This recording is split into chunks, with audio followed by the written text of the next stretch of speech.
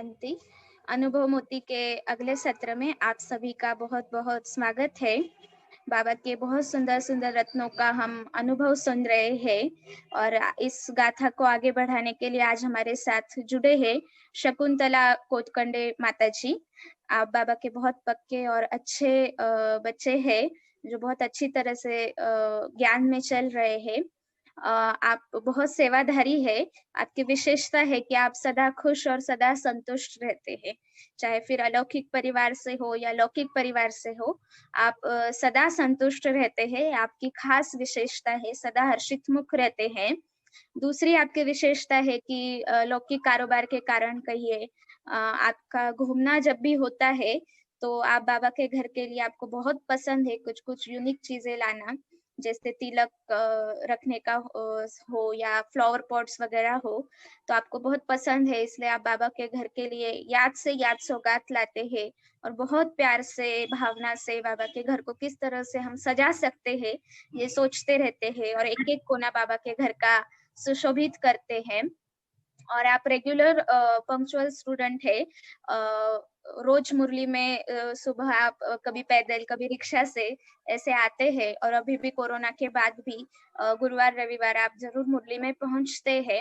आपका विशेष ये प्रयास रहता है कि आपसे जो भी मिले, उनको बाबा का परिचय मिले और हर साल मधुबन भी बहुत प्यार से, याद से जाते हैं।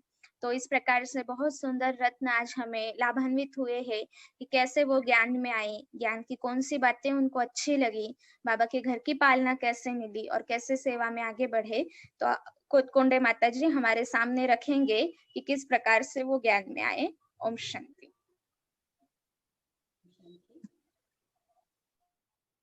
अभी पहले तो सब इतनी खुश हूँ मैं इसलिए कि अभी बाबा की बनी हूँ। सब दीदियाँ इतने अच्छे हैं, सब भाई बहन बहुत है, मेरा परिवार बहुत बढ़ रहा है, इसलिए मैं बहुत हमेशा खुश रहती हूँ।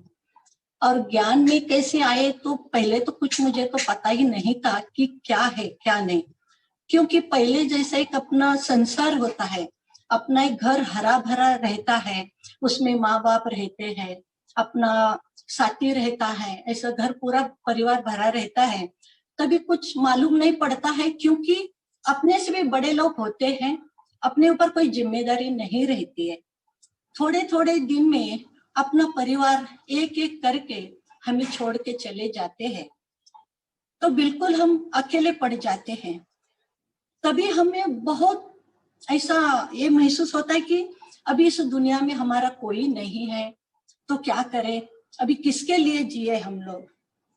तभी सही टाइम पर बाबा ने आके मुझे अपना लिया, तो बहुत बाबा ने अपने मीठे बच्चे करके पुकारा और मुझ में क्या देखा पता नहीं है, बाबा ने मेरा हाथ पकड़ा तो मुझे इतना ये हुआ कि अरे बाप रे, मैं तो बोलती थी कोई नहीं है, मुझे फिर से मुझे बाप मिला।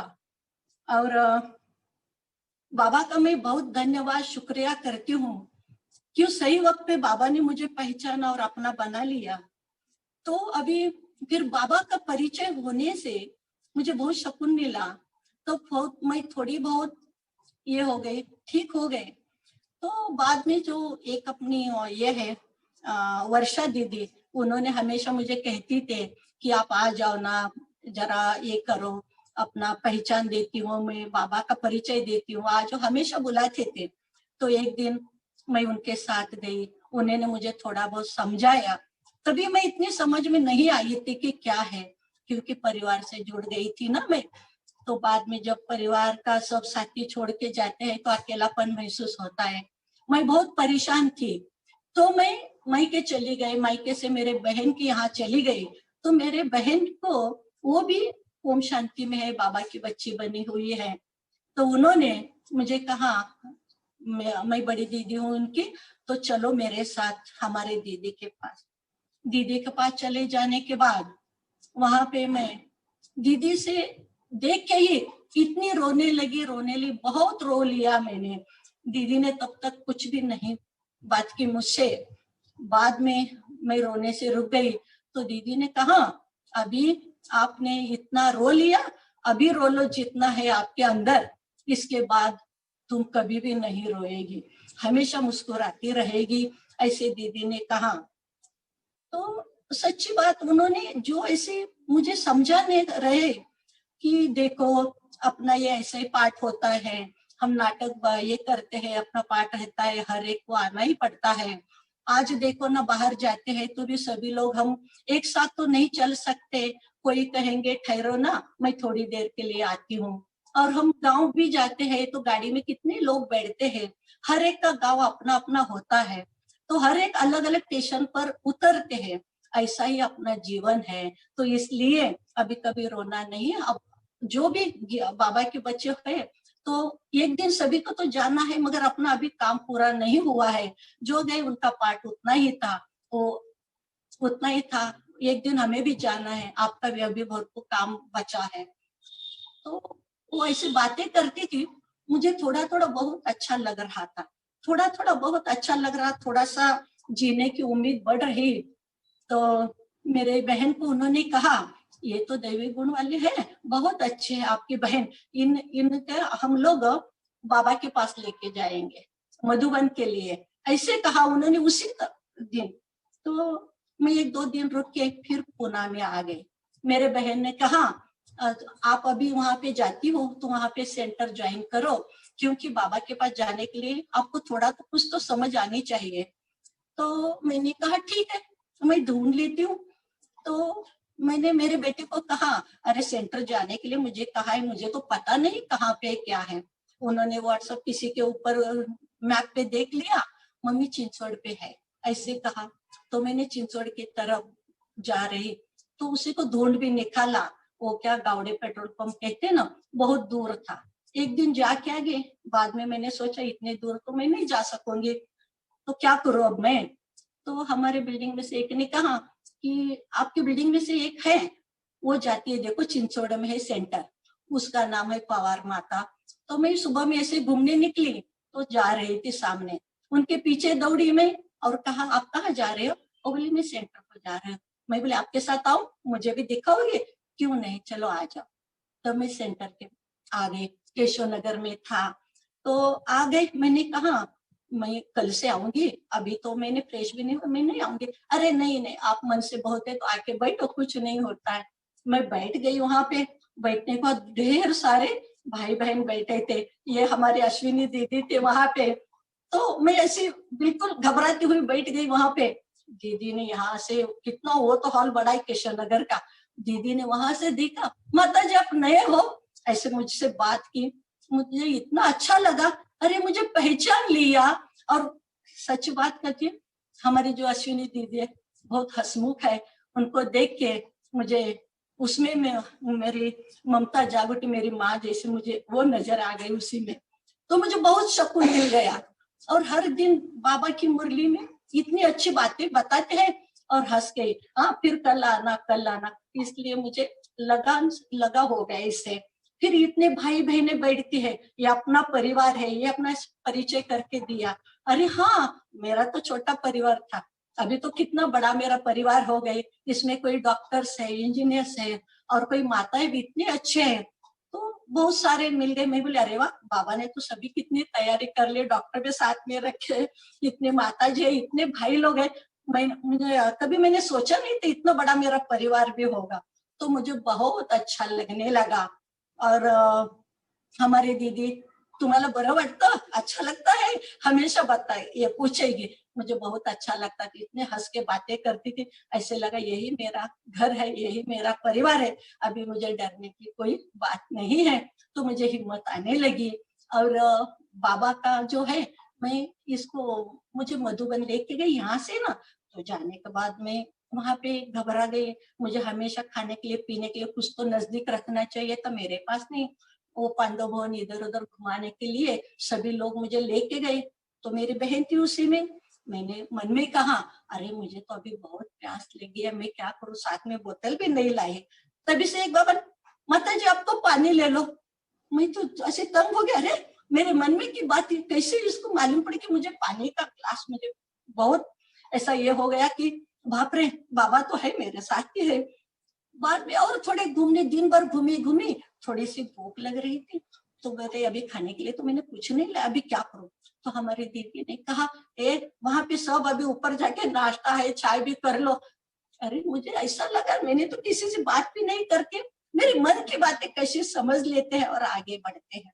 तो मुझे बाबा से बहुत ऐसी, जैसे बाबा मेरे साथ है तो मुझे बहुत हिम्मत आती है। और बाबा कहते हैं बच्चे आप एक ही करो, सिर्फ मुझे बाप को याद करो, आपका जो टेंशन है सब मुझे दे दो। अरे ये ऐसा कहने वाला तो आज तो कभी मिला ही नहीं था हमें। तो ऐसे कहने वाले मिला तो मेरा मन इतना भर के आता है ना। तो मैं भी छोटी बच्ची जैसी हर एक बात बाबा से शेयर करती हूँ। बाबा अभी देखो मैं आपके साथ हूँ, जितना मेरा परिवार के साथ मैंने प्यार किया, प्यार से उतना ही आपके साथ मेरा रिलेशन है, मगर आपका ही परिवार है। मेरे परिवार की आपकी छत्र छाया में आपको, उनके दुख में आपको देख रहती हूँ बाबा, इतने। मगर बाबा का सही बात है, जैसे बाबा के ज्ञान में आ गई तभी से मैं कभी भी टेंशन नहीं लेती, टेंशन फ्री हो जाती हूँ। बाबा हमेशा कहते हैं टेंशन मुझे देना, आप ये रहना, जो भी बात है मुझे बताते जाना। ठीक है बाबा, घर में थोड़ी बहुत कुछ ना कुछ तो चलता ही रहे। बाबा ये ऐसा है, बस सुबह में बाबा रिजल्ट मेरे हाथ में ही देता है, मुरली में भी आ। बोलती बाबा कितना अच्छा आपको ये कर रहे, मुझे ये तो इम्पॉसिबल, मगर सभी ये तो पॉसिबल हो रहा है। बहुत खुशी मन में इतनी होती है कि हर एक मन की चीज मेरे मुरादे, हंसते खेलते। और पहली बात, मैं घर में बहुत चिड़चिड़ पहला करती थी बच्चों के साथ, किसी के भी साथ ऐसे गुस्सा। तो मेरा बेटा कहता है माँ तू ओम शांति में गई ना तो बहुत तू शांत ऐसी हो गई, तो बहुत अच्छा लगता है। और वो इतना मेरा बेटा जो है अभी इतना, वो भी पहला ये करता था बहुत थोड़ा सा घर में, तो अभी इतना शांत हो रहा है। मैं बोलती बेटे, वो बोलता ओम शांति, मैं जरा बढ़ गई तो ओम शांति। मैं बोलती अरे मैं ज्ञान में चली गई तो असर तो तुम्हारे ऊपर दिख रहा है मुझे। मैं हमेशा कि तुम्हारे ऊपर दिख रहा है। वो तभी भी कहते वाह बाबा ये क्या बात है, वेरी गुड, बहुत अच्छा लगता है। तो ऐसे कि मुझे वर्षा दीदी ने कहा आप बाहर बहुत घूमने के लिए जाती हो तो थोड़ा सा कम कर दो। ठीक है, मैं बोली कम कर दूंगी। तो बड़े बेटे ने मुझे बुलाया, मामा मैं घूमने जा रहा हूँ, इस बार तुझे आना ही पड़ेगा। किधर? वो जा रहा था कश्मीर और ये आ, आ, कश्मीर और कौन सा ऐसा ट्रिप के लिए। मैं बोली अभी बाबा तो बोल रहे नहीं जाना है, फिर परिवार में रहकर भी सभी को खुश भी रखना है। मैं बोली ठीक है आ जाती हूँ तुम्हारे साथ। तो घूमने गए। घूमने जाने के बाद वहां बार बार बाबा इतना याद आ गए ना मुझे, पूछो ही मत। वहां पे ऐसे घोड़े थे ना, घोड़े के ऊपर सवारी करनी थी, मुझे पता नहीं यहाँ पे क्या करते हैं। तो सब वो कोट डाल दो, वो अपना गम बूट पहन लिया, ऊपर से टोपी भी लगा दी, और घोड़े के ऊपर कभी मुझे पता नहीं था बैठने का भी। तो चल रहे, बहुत हमारे 8-10 लोग थे। तो हमारे साथ साथ घोड़ेसवार और दूसरे भी लोग चल रहे थे, क्योंकि उसको बॉडीगार्ड कहते हैं। नया लोग रहते ना तो उनको बैठने नहीं आता, गिर गए तो क्या करते, उसके लिए उनको भी 800-900 रुपए देना था। माता जी वो भी मुझे कहने लगा और बॉडीगार्ड रख लो, आप बॉडीगार्ड। थोड़े जाने के बाद मुझे डर लग रहा है अभी मैं गिरती हूँ, तो उसको बॉडीगार्ड मैंने रख लिया। ठीक है आ जा। तो बैठने के बाद ही मैं इतनी हिल रही कि उसके ऊपर ही पूरा, तभी उनको कि बाबा बाबा बाबा ही करके पुकार रही उनको। तो करके जा रहे जाए, मैं बोले अभी बस हो गया ना मेरा इतने, नहीं अभी तो बहुत दूर है। 3-4 घंटे लगा, पूरा पहाड़ी इलाका ऐसा ऊपर था। मैं बोली बाबा हमेशा कहते थे कि अभी घूमो मत, आ जाओ। बाबा सही बात है, अभी मुझे तो नहीं लगता यहाँ से मैं वापस घर ठीक तरह से जाऊंगी, क्योंकि एक हाथ पैर तोड़ के जाऊंगी, जिंदा बचूंगी तो मुझे पता ही नहीं। तो आपको बहुत पुकारा, इतना डर लगा, मैंने क्या किया, जोर से बाबा बाबा करके जोर से चिल्लाई, मैंने बहुत जोर से चिल्लाई बाबा बाबा करके चिल्लाई। बाद में ओम शांति की धुन 3 बार मैंने किया। 3 बार करने के बाद मुझे क्या पता नहीं, उतनी मैं डर गई थी, बिल्कुल शांत हो गए, बिल्कुल शांत हो गए, नॉर्मल हो गए, नॉर्मल हो गए। और मेरे मुंह से एक गाना निकला, तो क्या गाते गाते रहो, गुनगुनाते रहो, खुशी का खजाना लुटाते रहो।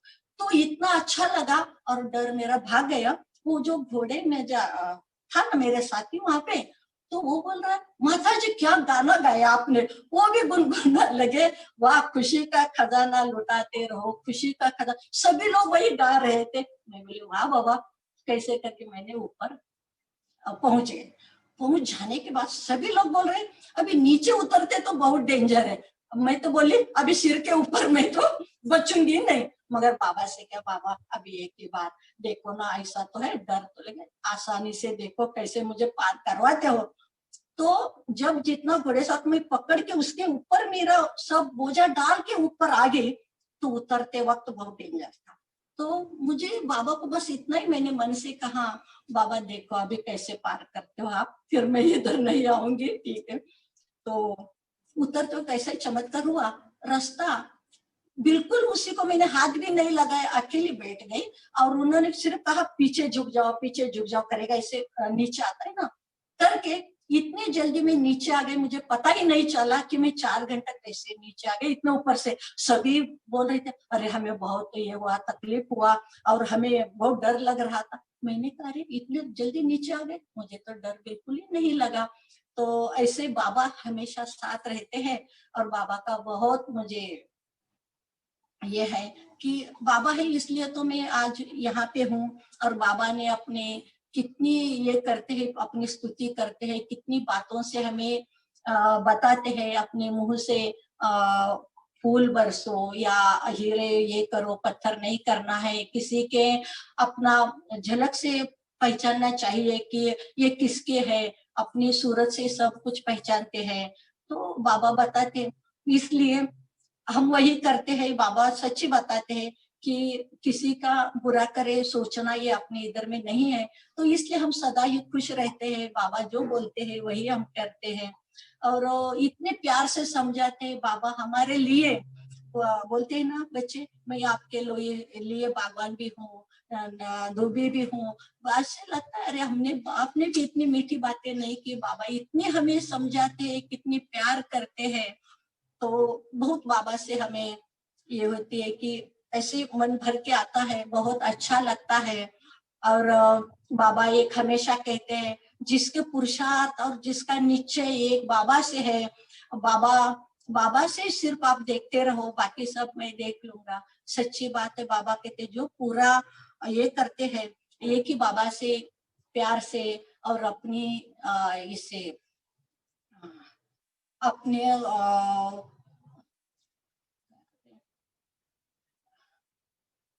तो बाबा की बातें सुनकर कभी भी बाबा कहते जो सच्चा पुरुषार्थ करते हैं तो उनको कुछ भी नहीं होगा। कितने भी तूफान आए, कुछ भी आए, तो घबराना नहीं है। हिलेगी डुलेगी मगर डूबेगी नहीं। ये बाबा के वाक्य मुझे बहुत अच्छा लगता है। इसलिए बाबा को मैंने वही कहा, मैं कभी भी भूलने में से वाली नहीं हूँ। एक बार बाबा का हाथ पकड़ा तो हमेशा के लिए मैं पकड़ लेती हूँ। और दूसरी बात, और इसलिए यहाँ के सभी दीदियां हैं और भाई लोग हैं, ये भी बहुत ऐसे अपना घर जैसे हो गया। कभी किधर से आते तो इतने हंस के बातें करते, ऐसा परिवार किधर भी नहीं मिलेगा। एक मैं कहना चाहती हूँ, मुझे ऐसा लगता है हर एक घर में एक बाबा की बच्ची होना ही चाहिए। कि जैसे अपने घर में एक तुलसी का पौधा हम लगाते हैं, बोलते हैं वो रहने से वातावरण बहुत अच्छी होती है, घर में उसका प्रवेश अच्छा होता है। तो मुझे लगता है ये बाबा की बच्चे घर में हो तो उनका पूरा परिवार बहुत अच्छा रहेगा और हंसते खेलते रहेगा। और उसको ही हम कहेंगे कि बाबा बोलते हैं ना, एक घर का कैसा हम उसको बोलते हैं मंदिर जैसा बनेगा, जरूर बनेगा। तो इसलिए मुझे लगता है आज मैं देखूं किधर भी जाऊं तो मुरली पढ़ती हूँ, गाना गाती हूँ। तो मैं मेरे बड़े बेटे के पास जाती हूँ तो एक गाना है, तो मैं वो मेडिटेशन करते हुए तो गाती हूँ।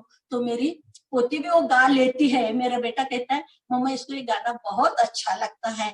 और मैं फिर मैके जाती हूँ, वहां पे भी मुरली पढ़ती हूँ, गाना बजाती हूँ। मेरी जो ये है भाभी, वो तो बिल्कुल कन्नड़ है, फिर भी मराठी में वो गुनगुनाती है गाना। मैं बोली वाह बाबा वाह, सभी के मुंह में आते हैं। बाद में मेरे घर में भी, और मेरे बेटे भी है, ये बेटा बैठा है ना, तो मैं बाबा तेरा साथ रहे, ये मैं जो गाना मुझे बहुत अच्छा लगता है, तो बच्चे भी गुनगुनाते हैं, फिर भी कहते वाह बाबा तेरी लीला ये अपरंपार है। तो बाबा मिलने से बहुत खुशी मुझे होती है, और सही वक्त पे बाबा ने मुझे पहचाना। कभी कभी लगता है बाबा मुझ में क्या देखा आपने, मैंने ढूंढा नहीं, बाबा ने मुझे ढूंढ के अपना बना लिया है, नहीं तो मुझे कुछ भी पता नहीं था।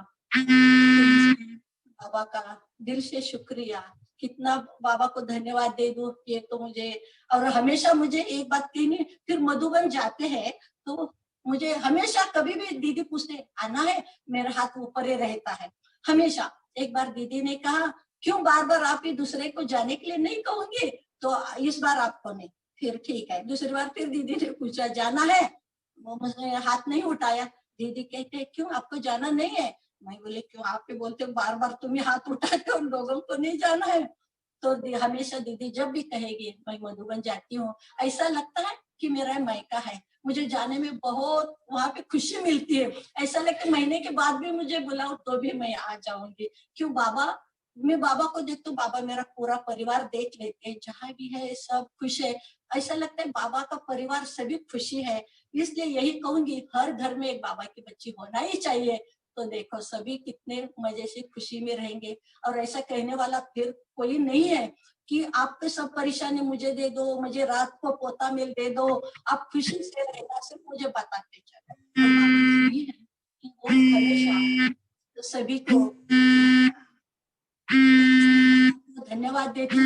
बोलती है ना सभी के खुशी से के चलो, हर मुस्कुराते रहो, खुशी का गीत गाते चलो और खजाना भी लुटाते चलो। सही है बाबा, यही करते हैं हम, खजाने लूटते हैं बाबा से लेते हैं। बाबा कहते हैं कि कोई लूट के नहीं ले जाएगा, आपकी प्रॉपर्टी है ये जो है, सच्ची बात है। और आजकल के क्या चाहिए, यही तो चाहिए, सुख शांति यही तो चाहिए। और वही तो बाबा बताते हैं कि आजकल कोई बताने वाला नहीं था, हम है कि आप हमें ये ज्ञान में गुण आपके अंदर समाये हुए हैं और विशेष यज्ञ के प्रति आपका हमेशा ख्याल चलता है।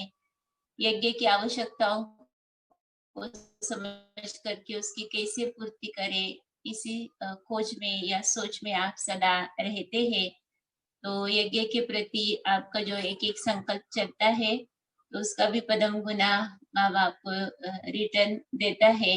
इसी कारण से आप सदा खुश रहते हैं। तो पूरे चिंचवड़ परिवार की दुआएं आपके साथ है और बाबा का वरदानी हाथ सदा आप अनुभव करते हैं। हम सभी ने अनुभव में सुना कि पूरे वक्तव्य में बाबा बाबा बाबा, मन आपकी वाणी पूरी बाबामय थी। तो इससे आप अपने को ट्रस्टी समझ करके निमित्त करण करावनहार बाबा है, इस स्मृति में रहते हैं। तो उसकी भी अभी आपने प्रचिति देखी कि कितना आप लगन में मगन रहते हैं। खैरगांव से यहाँ तक पैदल आना छोटी चीज नहीं है। कई बार आप ऐसे ही पैदल आकर के भी मुरली ज्वाइन किए हैं। कोई भी ऋतु हो फिर भी आपने उसका बहाना नहीं दिया है, बारिश है ये है, वरना रेगुलर और पंक्चुअल ये आपका बहुत अच्छा गुण है। तो बहुत अच्छी तरह से आपने अपना अनुभव हमारे साथ शेयर किया। तो कल इसी समय मिलेंगे 8 बजे एक अनन्य रत्न के साथ मुलाकात सुनिए। ओम शांति।